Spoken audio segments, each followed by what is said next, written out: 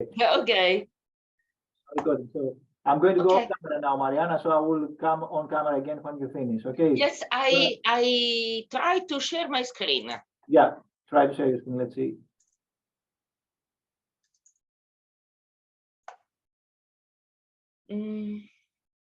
Yes, we can see your screen now, but yeah. Yes, I have to find it, but this is the wrong screen. Yeah, sorry. we're seeing your desktop, yes. Yes. You see my PowerPoint? Not yet. Okay, then because I shared we work on. Maybe stop sharing and then reshare again. Stop sharing. Yes, exactly.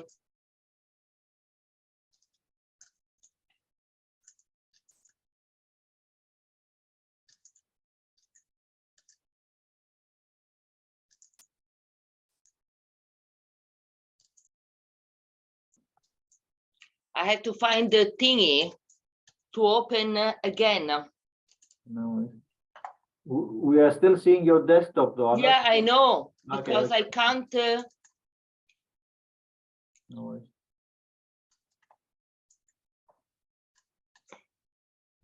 Yes, I found it. Great.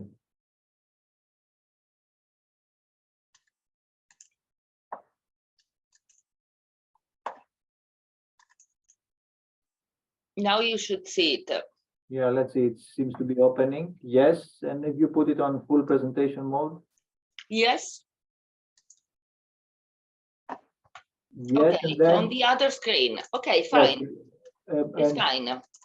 If you can go to the display that says there up on the middle, top and middle, it gives you an option that says, I mean, I don't know how you spell it. The one that says Vargave Installingen. Yeah. Go there and yeah. Open this and go to the one before. To the yes. one. Yeah, great. Okay, perfect now. Perfect. You are ready to go. Perfect. Thank you. Okay, now we can start. Sorry, people, I'm quite crap with computer things. I never learned. I want to thank Marius and Felice for inviting me to give this presentation. As Marius said, I have been working on neurology and neuropathology of children for now almost 30 years, and it's really the passion of my life. And one thing that made me move from the clinics and the clinical research to the pathology and the more basic research was the wish to understand the disease mechanisms. And one way to understand this is to look at how the tissue looks like, what the pathology, how the pathology manifests itself in the tissue. And this is also why I am so happy to talk about the neuropathology of a very important subset of diseases in children, often not easy to diagnose, very often not easy to treat, which are the mitochondrial disorders. Now, the first thing that I want to recapitulate with you, but you for sure know it, is what a mitochondrion is and what does it do. And this because the concept of how a mitochondrial defect can cause a disease in the brain, including the brain of the children, has changed dramatically in the last years. When I was trained as a pediatric neurologist, we learned that the main way by which mitochondrial diseases would manifest themselves was to dearray a problem in the electron transport chain, so an oxidative phosphorylation defect. So we used at that time, the diagnostics was mainly biochemical, and then it became also genetic, initially only in the mitochondrial DNA in the 90s, and then increasingly more in the nuclear DNA genes. But the first step in the diagnostics was to figure out which complex of the electron transport chain or which combination of complexes was not working properly, ending at the end converging into a reduction of the production of energy, so a defect in ATP production. And this had some major consequences, because we thought at that time that the defects in the electron transport chain would in any case explain the big deal, the big bulk of the mitochondrial disorders, but also that the converging defect consequences of this, which is the defective production of ATP, would explain the pathogenesis of all these disorders. But this has changed dramatically in the last years, because it became clear that mitochondria are involved in many other functions. And this also in the developing brain, in the fetal and in the childhood brain. So besides the production of ATP, mitochondria are intrinsically fundamental, play an intrinsic fundamental role in regulating immunity, and in the brain, especially innate immunity. So if we think about microglia reaction, astrocytic reaction upon injury, mitochondria play a role in determining the validity of this reaction. It is, they play a fundamental role in cell death and cell renewal. And this, how can I say, combined with the knowledge that our brains still contains stem cells, which allow some populations to renew themselves even in the adult brain, makes the role of mitochondria fundamental. In the more developing brain, this has constitutes a huge possibility of disease, because it mitochondria regulate the survival and the fate of the stem cells in the subventricular zone and in the ganglionic eminence. And then in the adult brain, it is increasingly appreciated the fact that mitochondria also play a role in neurodegeneration, for example, in Alzheimer's disease and Parkinson's disease, in cancer, but very recently it became clear that they also play a big role in infections. A role for mitochondria has, for example, been elucidated in the pathogenesis of the COVID-19 encephalopathy. When we think about the baby brain, and in both the developing, the fetal and the infant brain, we know that mitochondria respond to a number of information from the environment, which include cell stress, inflammation, preconditioning, so also the genetic information that is necessary to use to allow the brain to develop properly, but also hypoxia, ischemia. And this changes a number of information, change a number of mitochondrial functions, which go way beyond the bioenergetics, that then impact on many aspects of the developing and infant brain, including its development, but also the choice between cell survival and cell death, and the kind of cell death. And this is very important, the CNS regional vulnerability to disease.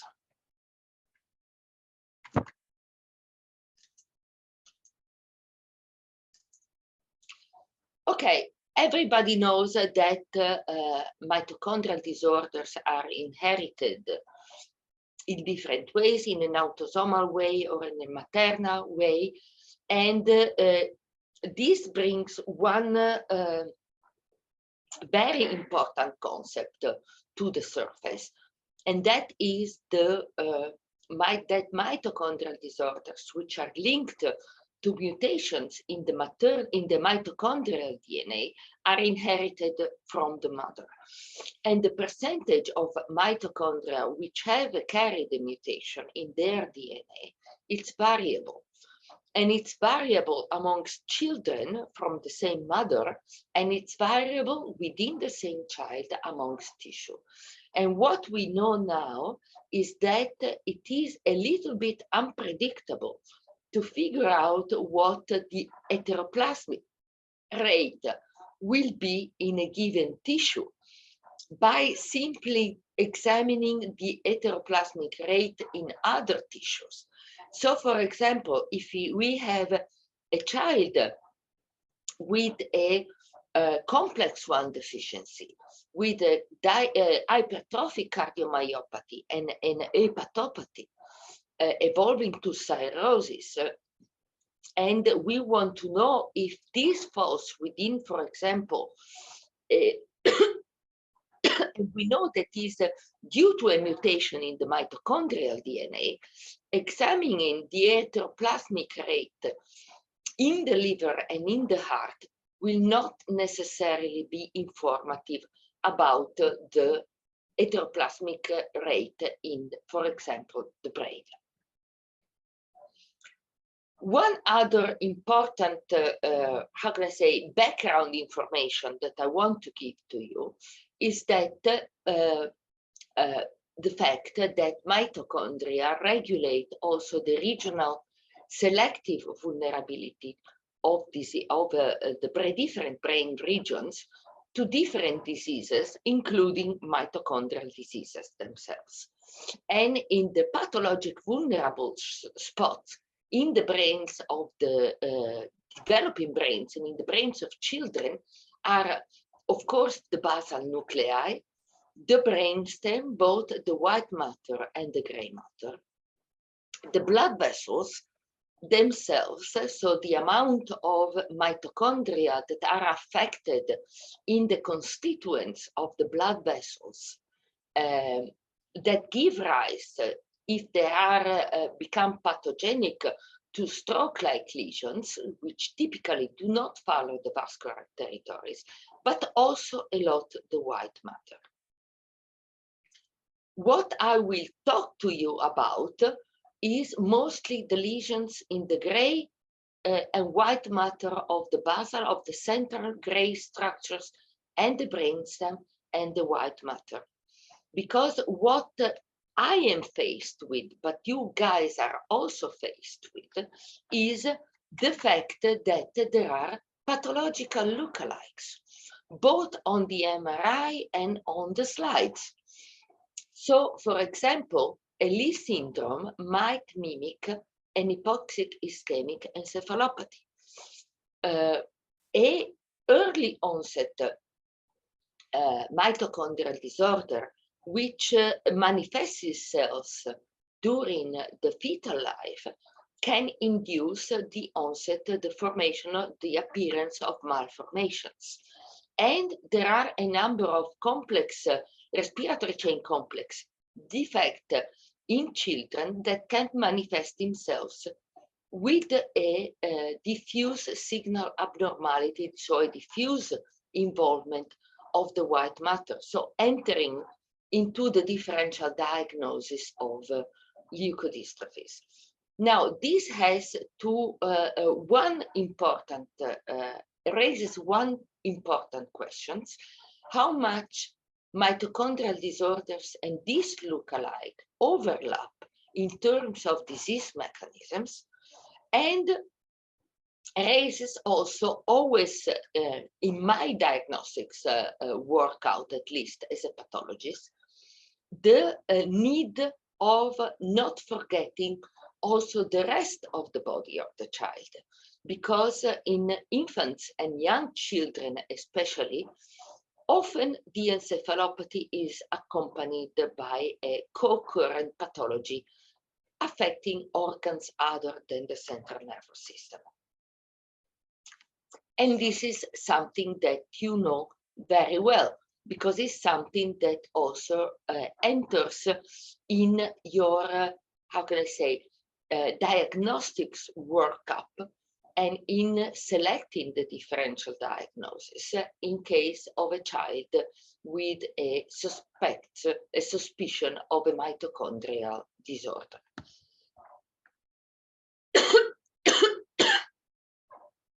So another important thing that I have to keep in mind when I try to figure out if a child has a mitochondrial disorder or a lookalike on the tissue, on his brain tissue, is that I had to identify acquired lesions and distinguish them from primary malformative lesions and genetic metabolic disorders. And I have to do this by determining the cellular reactions to injury, knowing and keeping in mind that these cellular reactions proceed at completely different time rates in the immature, in the childhood, and in the adult brain.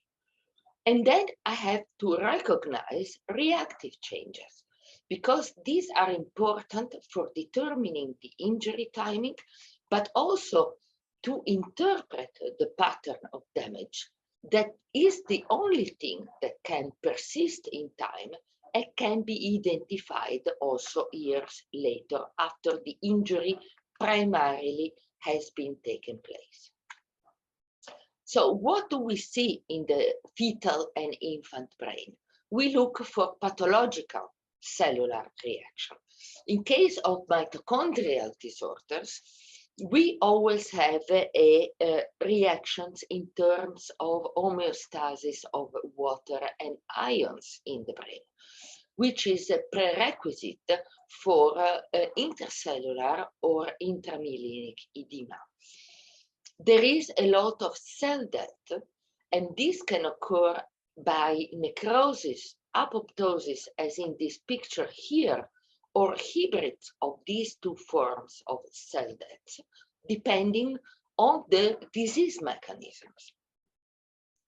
There is phagocytosis of affected tissue, and this is occurs by accruing, transforming microglia into macrophages, and in case the damage is very important, by calling monocyte-derived macrophages from the bloodstream. And this is necessary because especially the infant brain tries always to repair the injury. And a prerequisite for repair in the brain is the complete elimination of the injured tissue. To this reaction to injury participate also astrocytes.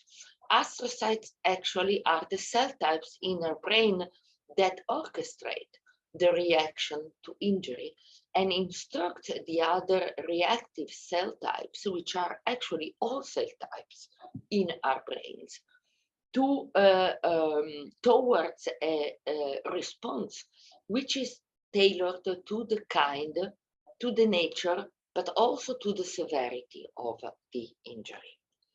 What we have a lot in mitochondrial disorders, but also, and this complicates the differential diagnosis, in acquired hypoxic ischemic injury, is the proliferation of new capillaries, so new angiogenesis, which is a very strong clue towards an energy defect.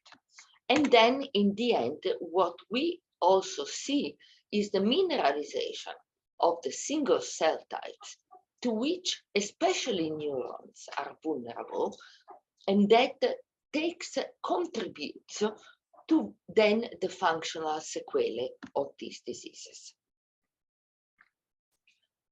I told you that there are a number of reactive changes that can be looked at and interpreted to make a timing of injury. Now, this is very important because one thing that helps, for example, discriminating a mitochondrial disorder from an acquired hypoxic ischemic injury is the fact that in mitochondrial disorders, these cellular responses to injury are ongoing. They keep on occurring, while in the acquired hypoxic ischemic brain, it's much more easier to pinpoint a moment in which the injury has occurred. Of course, this is something that you clinical neurologists, child neurologists do also evaluate with the help of the MRI, just looking at the follow-up. So discriminating a static from a progressive encephalopathy. But if the child dies, is something that I cannot do. I cannot pinpoint. So I have to make a timing. And the timing informs me that in the very first hours to days after the injury, there is a clear up effect. So I will see the microglia, I will see the macrophages, and I will see the macrophages phagocyting the affected tissue. The second cellular response that occurs in times of day of time is the reaction of astrocytes that first proliferate and then change their transcriptional profile and their morphology to be able to contain as much as possible the injured area. And then as the last, I will have the really ischemia related changes that involve the capillary, but also involve the neurons in the form of necrosis mostly and vascular neoproliferation. So we can conclude, we can suppose that both mitochondrial disorders and acquired hypoxic ischemic injury have an overlapping set of disease mechanisms, with the major difference of these disease mechanisms being ongoing in mitochondrial disorders and more pinpointable to a certain moment in acquired hypoxia ischemia. But this is not all that we have, that I have at least, to evaluate. I also have to take into account that the pattern of injury, so the distribution of the injury, is both suggestive in terms of etiology and timing. That the developing brain, in the developing brain, the patterns of susceptibility change in time. That the time intercurring between the damage, the kind of damage, and the death, at least for me, it complicates the picture because secondary degenerative processes can occur. And of course, the problem of the differential diagnosis and the importance of the interpretation of my data in the context of your data, both clinical and radiological. So this is a very old picture, very simplified, illustrating the pathomechanisms of hypoxic ischemic injury. But what I would like to tell to you is that, for example, in the infant brain, the degree of energy depletion influences the kind of cellular loss. If this is severe, you will have necrosis. If this is more mild, you will mostly have death by apoptosis. And usually, in the for example, in the diffuse white matter injury due to acquired hypoxia ischemia, this cellular energy depletion is always not that severe. So cells mostly die by apoptosis. While in the brainstem of children with mitochondrial disorders, This energy depletion is often very severe, indicating causing necrosis and also structural necrosis, not only cellular necrosis, which can be appreciated, for example, also on the MRI. I told you already 2 slides ago that the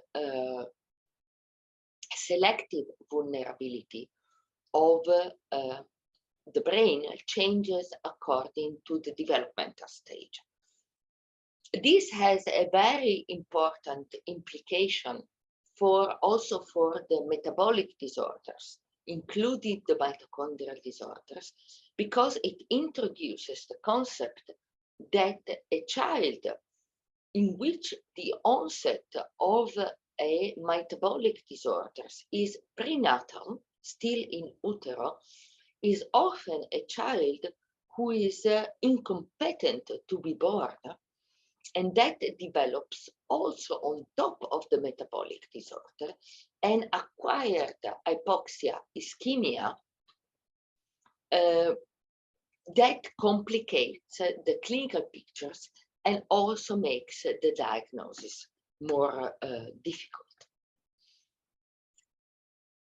In general, we can look at the primary lesions, identify and look at the primary lesions to have an idea of if there is, it has been already a involvement of the brain in utero, because combined gray and white matter lesions often indicate a very prenatal onset, while isolated white matter lesions usually occur at a time during the 3rd trimester, during the course of the 3rd trimester, when the white matter is especially vulnerable to the hypoxic ischemic injury, whatever its nature, is because the oligodendrocyte progenitor cells are very metabolically active and very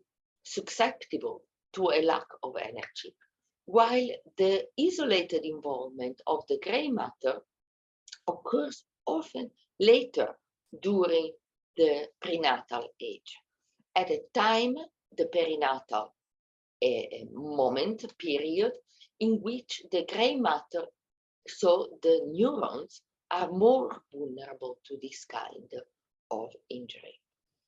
When evaluating also if a disease has occurred in utero or its onset has occurred afterwards, we can look at what pathologists call the lesional age.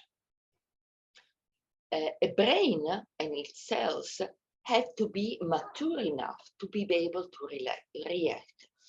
This, for example, occurs with both astrocytes and microglia.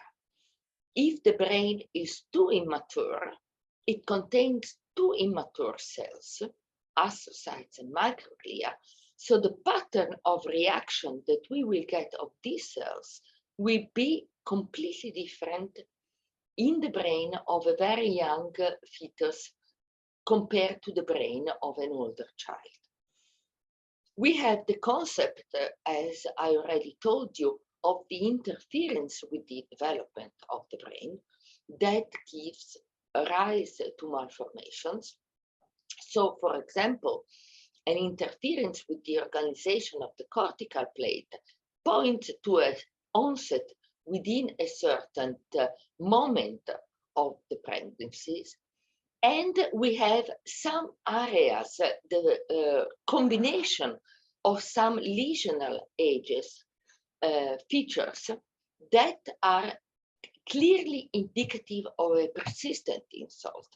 And this is, for example, the case of a combined interference of the cortical plate organization with the necrosis of the brain. And then we have to dissect the secondary changes. And this also in metabolic, including mitochondrial disorders.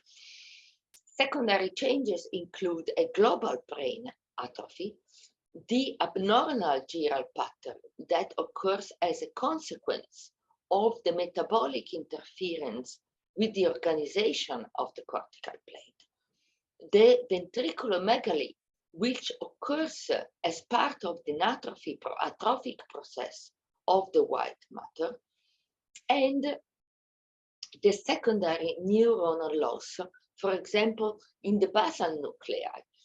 If the neurostriatum is vulnerable at the end of the pregnancy or in the very early weeks of the postnatal life, this will cause a secondary atrophy of all the gray matter structures that are functionally connected with the neurostriatum that will come up, be visible only later. And we will have to dissect if this is a secondary neuronal loss or if this is ongoing injury. So, as I told you, I want you to show you the overlapping features of two conditions. One is Lee syndrome, taken in, especially very early onset Lee syndrome, taken into the differential diagnosis with the hypoxic ischemic encephalopathy in the third trimester, so the moment in which the gray matter is mostly vulnerable to the lack of energy, and the diffuse white matter injury taken in the context of the differential diagnosis with the early onset leukodystrophies. Now, in both Lee syndrome and in the hypoxic ischemic encephalopathy acquired of the brain, we have a selective vulnerability, which is age-related, of the deep gray matter structures, the puttamina, the caudate nucleus, and the thalamus, especially if we examine it like in the case of this child postnatally. This is an MRI of a child with a Lee syndrome, and this is a brain of a child with an ischemic hypoxic ischemic encephalopathy. And you see that the regional vulnerability is exactly the same.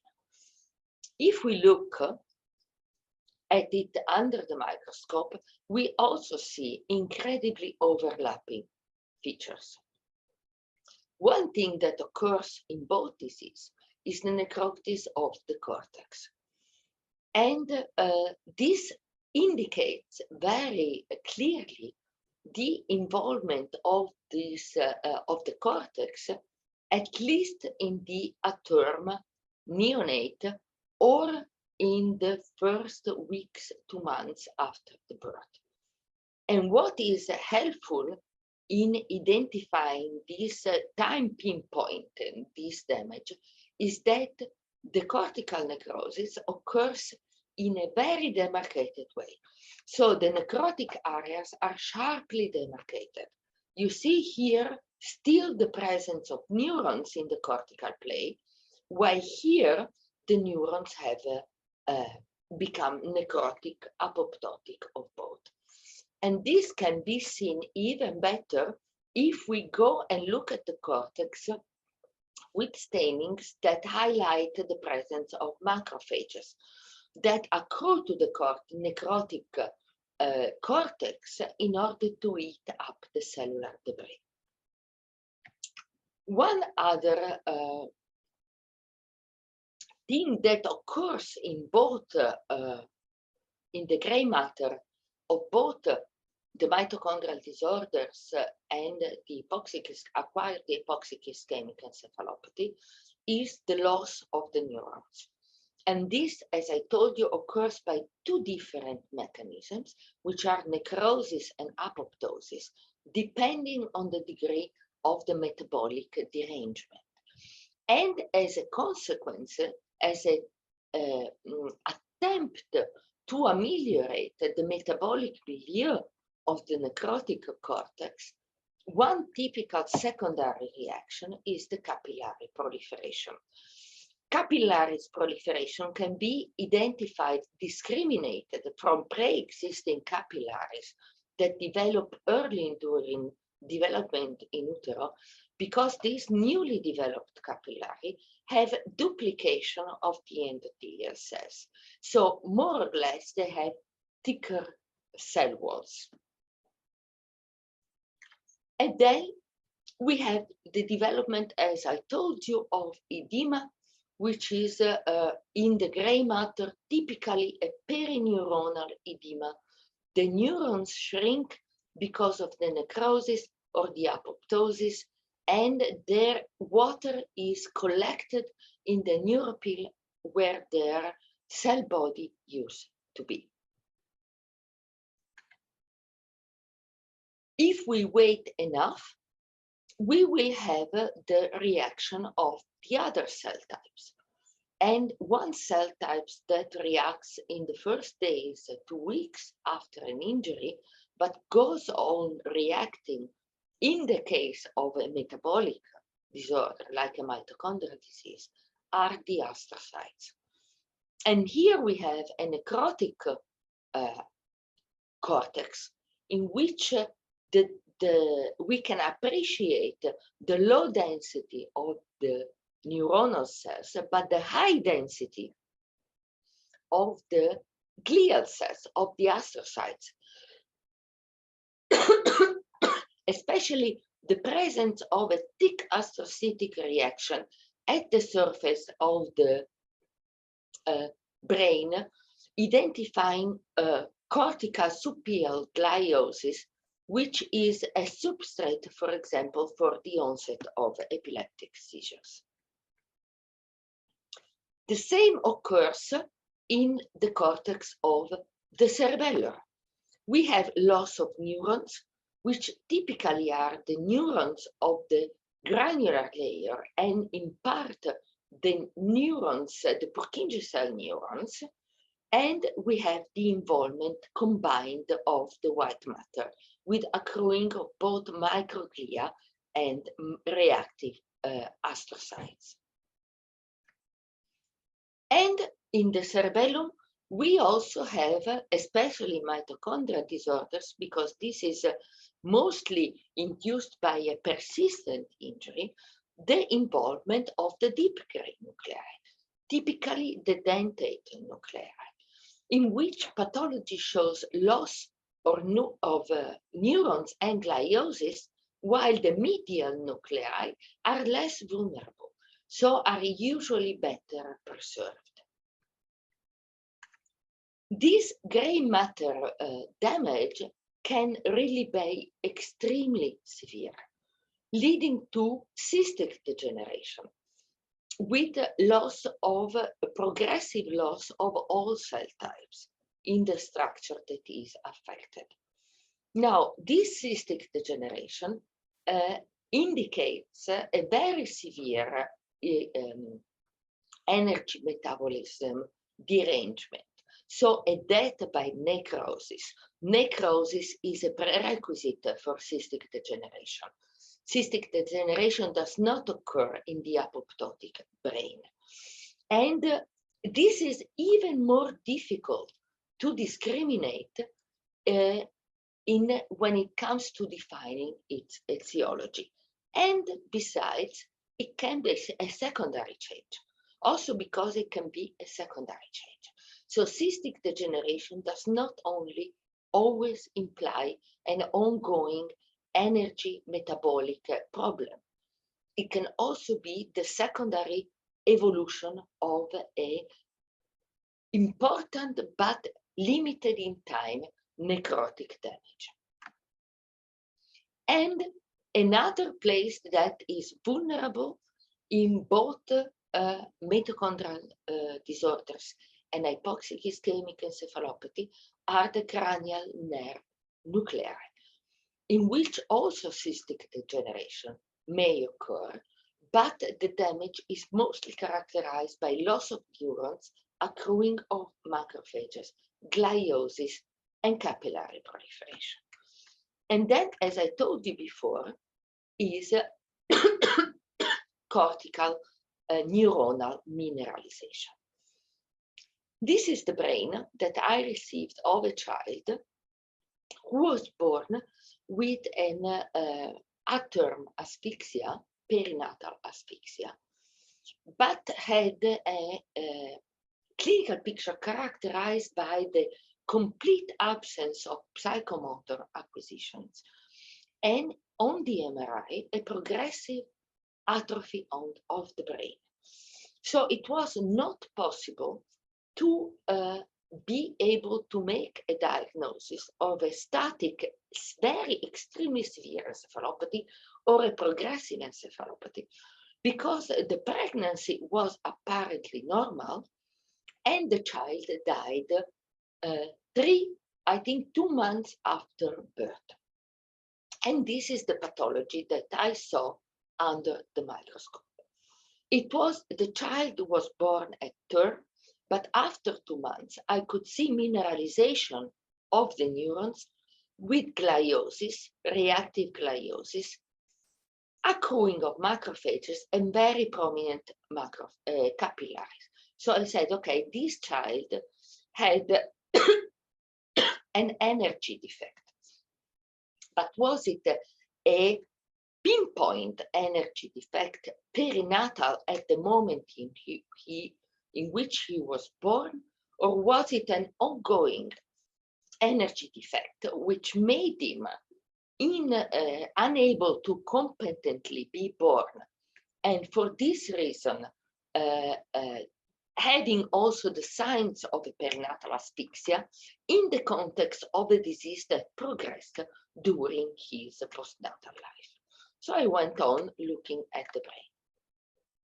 This is the cortex. And again, what you see is the loss of neurons with mineralization of the residual neurons, a very important reactive gliosis, accruance of macrophages, and prominent capillaries surrounded by pericapillary astrocytes. The cerebellum was also involved.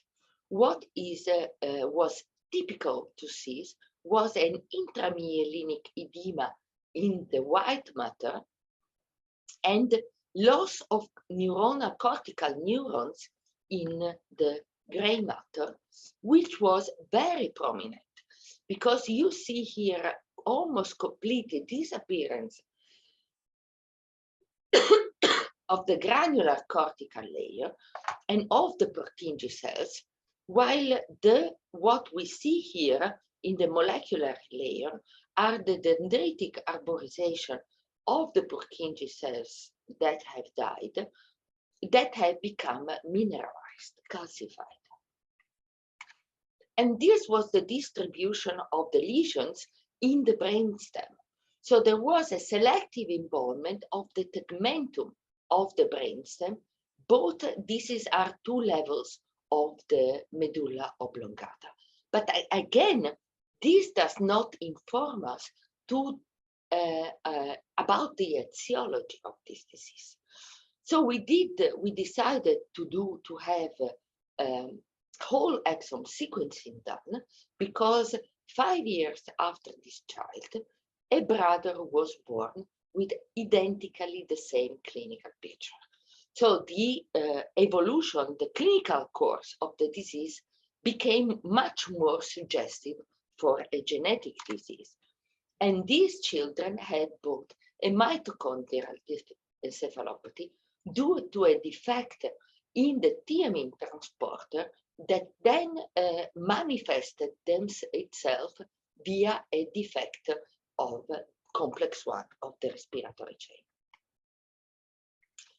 The second category of lookalikes in mitochondrial disorders that I want to illustrate to you much faster than the hypoxic ischemic changes are the cases in which the white matter is diffusely involved.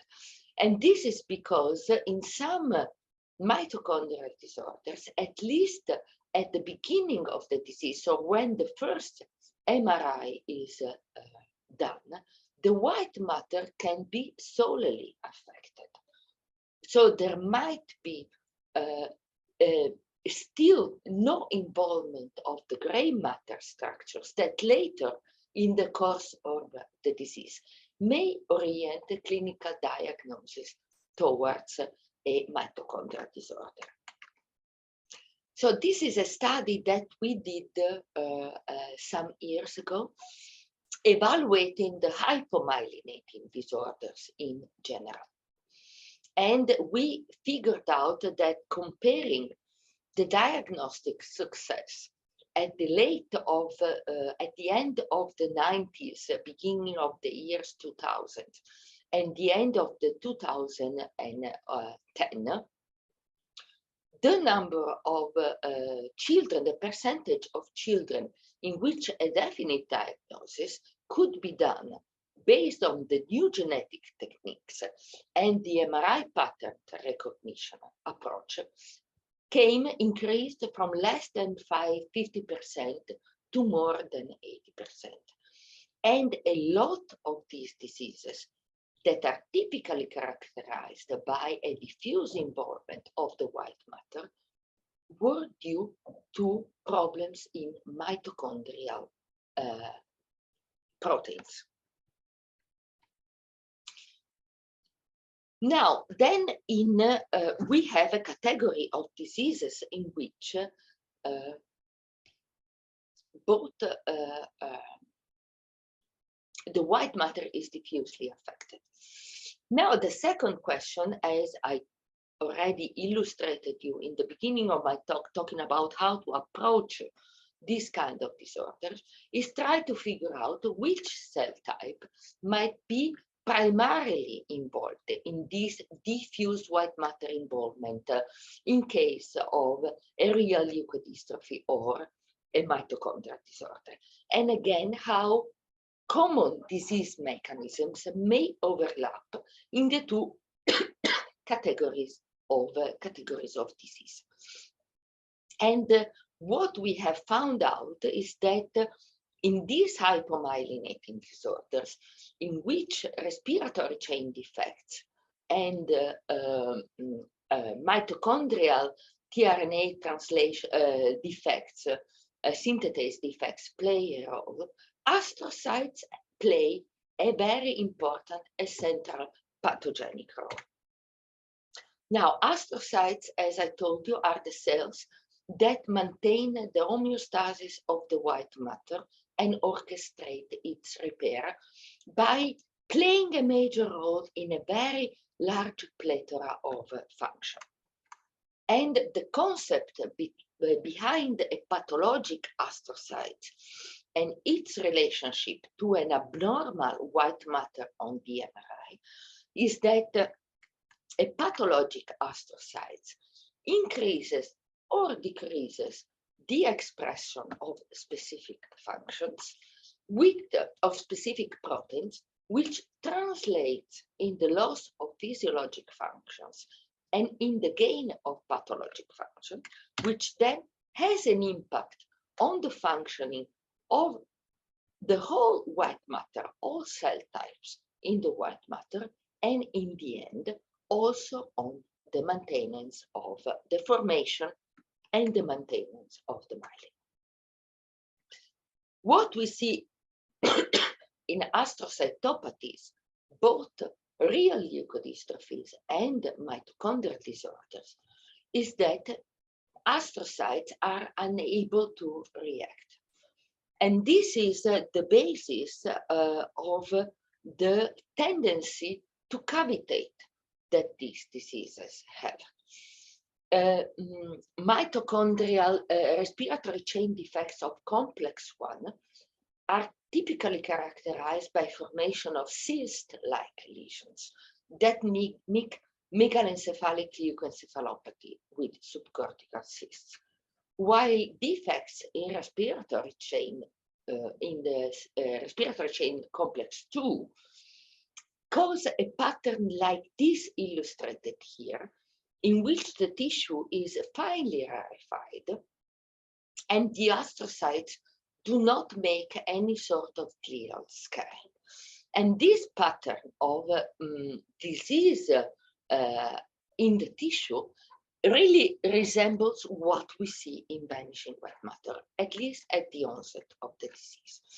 And this is very clear if we compare what happens in a mitochondrial leukodystrophy and we compare it with the genetic leukodystrophy of other origin. This is a case of a metachromatic leukodystrophy. So you see that the proliferation of the astrocytes does not occur. The astrocytes do not react, and the tissue cavitates or rarefies.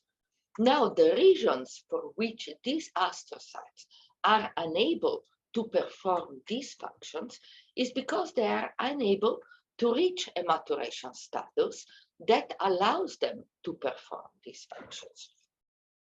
Reactive gliosis is a typical function of mature cells. Immature cells, in the very immature brain, any kind of injury often gives rise to a cystic rarefaction, to a cavitation. And this because the astrocytes are too immature to perform reactive gliosis and scarring of the tissue.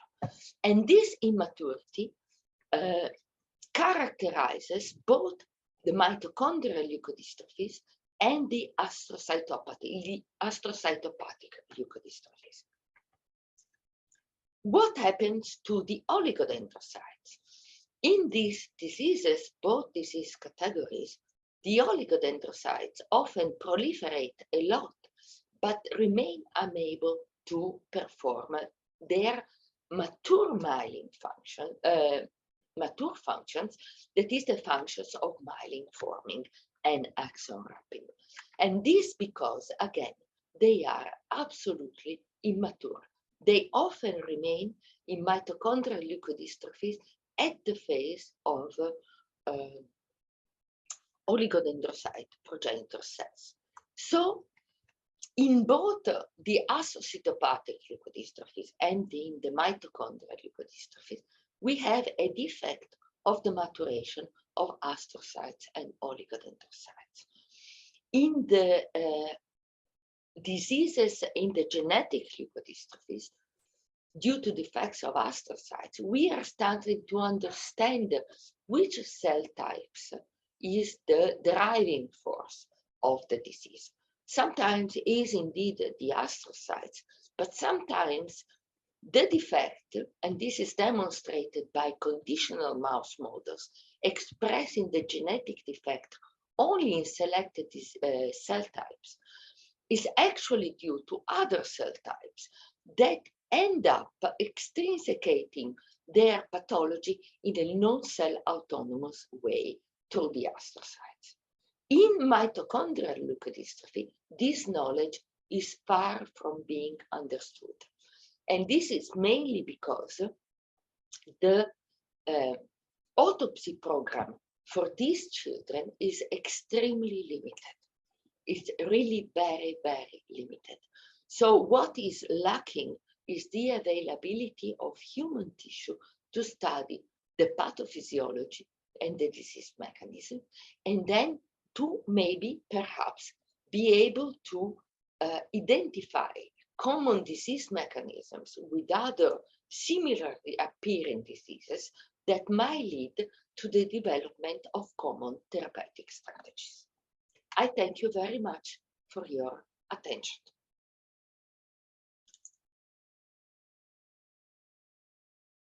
Great talk, Marianna. And there's been already some questions actually. Yes, I see. Tamima. Yes, Shamina, it's a very important question. Is there a possibility that variants in particular genes might predispose to HIE? Actually, I think yes, not from the molecular standpoint, but because they manifest themselves prenatally, so the child is not really competent to be born. And when he is born, he is going also to undergo a perinatal asphyxia. So you will end up with overlapping pathologies. And this is exactly what happened in the case of these children with this thiamine transporter defect. The disease is prenatal, but is prenatal onset, but is metabolically compensated. The child is nonetheless unable to be born normally, so you get the perinatal asphyxia, and then the disease processes. Both disease processes, the mitochondria and the perinatal asphyxia, share, because of the age of the child, similar disease mechanisms, cellular pathogenetic mechanism, regional vulnerability. And in the end, it becomes very difficult to discriminate the one from the other. But studying the brains, I find that is fundamental. Was the second child treated with thiamine? Was there a thiamine response? Oh, Felice Darko would like to answer this question live. Please, Felice. No, I was just clearing up the Q&A question. Ah, okay. Unfortunately, this kind of disease is too severe and too rapidly progressive to be responsive to thiamine supplementation. However, we know that thiamine supplementation in the case of complex 1 deficiency, as well as riboflavin supplementation in complex 2 deficiency due to SDH mutation variants, can actually really influence the clinical course. But this is in older children.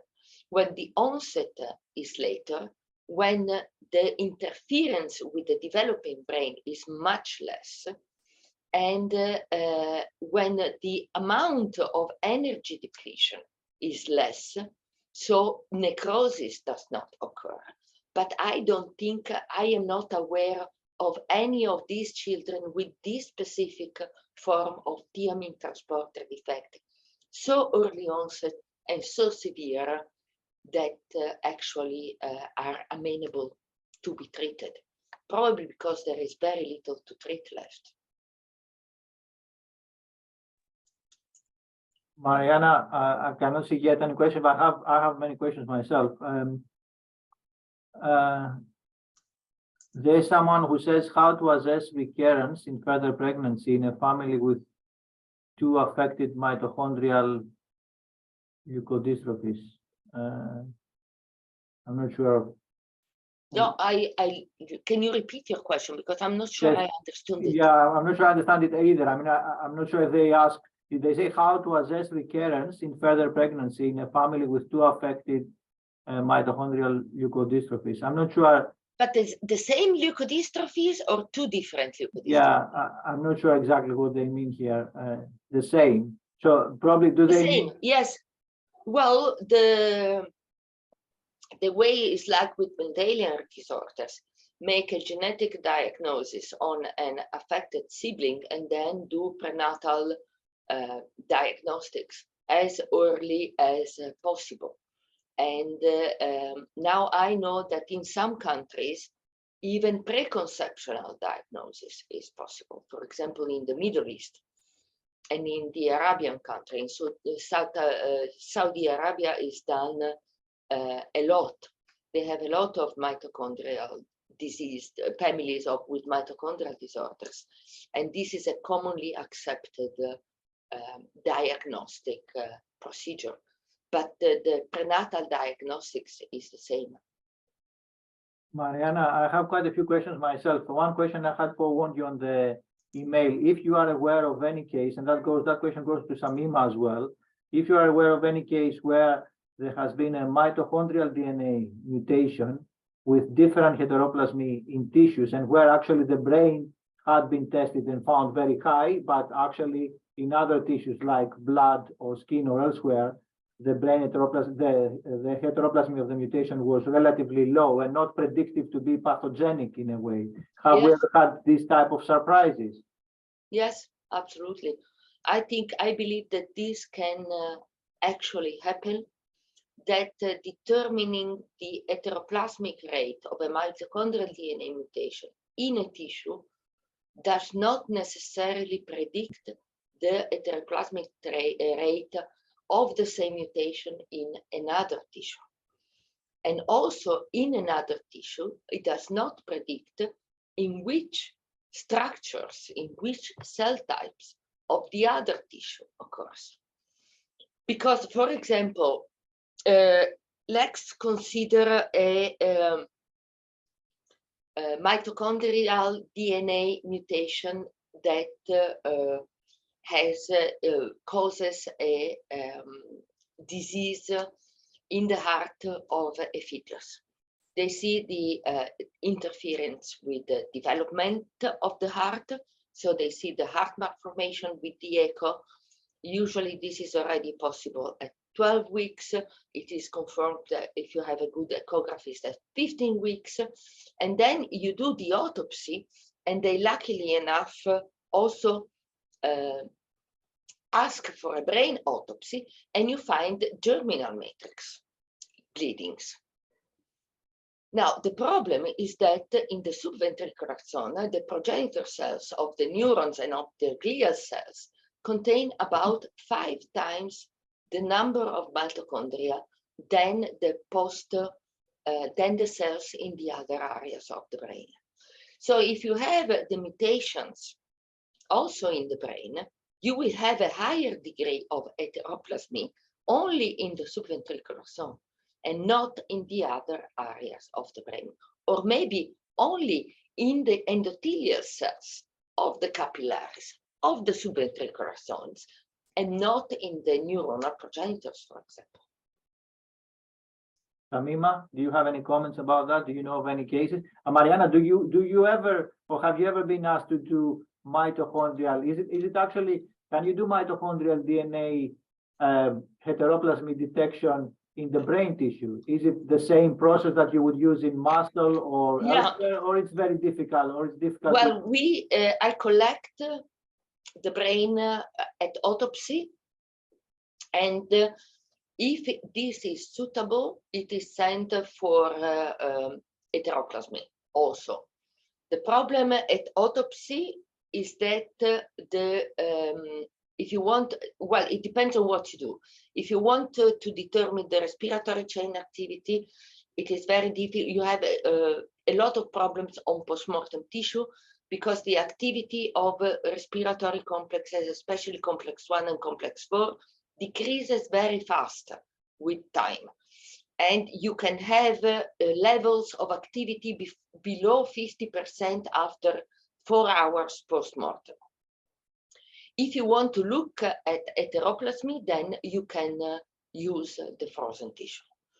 But what I don't do research on this disease. I only do diagnostics, even though I would be very interested in this. And so what I know that they do that for diagnostics is to determine the presence of mitochondrial DNA mutation only. So sequence the mitochondrial DNA. There is a question from my colleague Jane, who is asking about the role of any, where's the question now? Yeah, considering the ongoing pathology in mitochondrial disorders, is there any role of biomarkers to distinguish mitochondrial injury from HIE, and if so, at what time point? Yes, I think so. I think that you can, I mean, in the diagnostics workup of a mitochondrial disease, you would always consider determining lactate, pyruvate, and alanine in the liquor, and possibly organic acids. You expect these values to remain high for a longer time in case of a mitochondrial disorder than in case of an epoxy ischemic encephalopathy. The problem is when you have to do a diagnosis very early in a very young child, in which the, how can I say, energy problem might still be ongoing. So you see a lactic acidosis. Lactic acidosis is commonly found in the before cardiogenetic shock, sepsis, and stuff like that. But if these three metabolites remain high after weeks to months after birth, I would orient my diagnosis towards a mitochondrial disorder. Another question from me then, Marianna, which is actually not a question specific to the mitochondrial disorders and HIE, but it's more like with the convergence of different etiologies to very common pathogenetic mechanisms, as you said, and eventually the cascade of reactions that we see in the brain may look very similar. Either you have, let's say, inflammation or infection or other type of injury, that they may look very similar. It may be very difficult for a histopathologist to say what the initial process and trigger was. So the question is how much you find this to be a hurdle. For example, you already did, you already tried to say how you try to differentiate between HIE and mitochondrial. But what about other cases where there is been some brain injury and it can look very similar? I'm having cases in mind where we saw, for example, we were not sure if we were dealing with CAR T cell neurotoxicity or an inflammatory reaction for other reason, because the patient, for example, had sepsis or something else. And we were seeing just a process in the brain which was full of macrophages, and we couldn't really see. Or the gliosis that we see sometimes at the end stage of what we know are inflammatory disorders, like, for example, Rasmussen and stuff like that. I don't know how you find, what do you think would be, an advance or a breakthrough in this type of conditions histopathologically as a technique? Do you think it will come from genetics? Where do you think might be a breakthrough for us to know where the process started?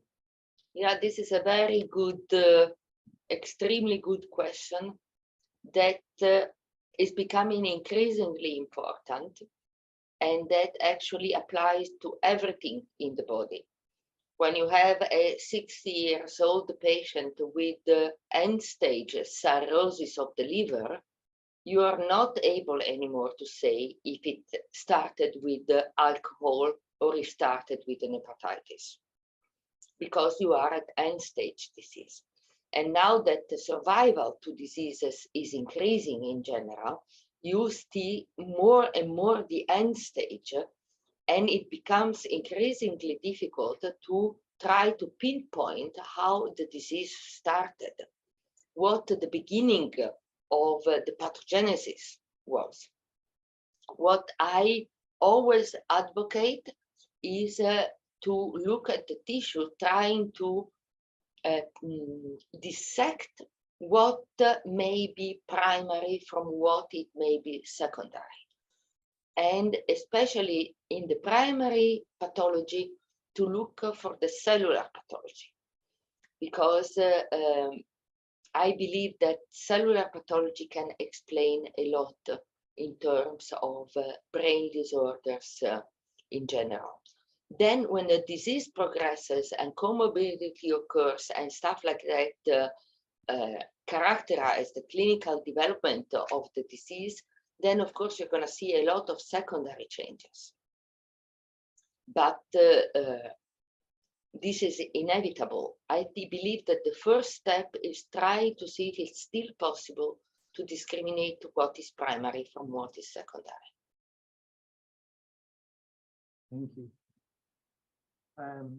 I don't know if you have any other questions from anyone else. Samima, did you want to make any comments? Or Samima said very nice talk. And if not, Marianna, we are going to book you for definitely for another talk. Hopefully not very much in the future. Yes, but next time, Marios, I really want to come to London, and you have to bring me again to the Greek restaurant you brought me last time. Absolutely. Okay, next time. Okay, yes, next time will be face to face. Okay, have a good week, everybody. Thank you for inviting me. Thank you very much. Thank you. Bye-bye. Okay, see you soon. Okay, bye. Bye-bye.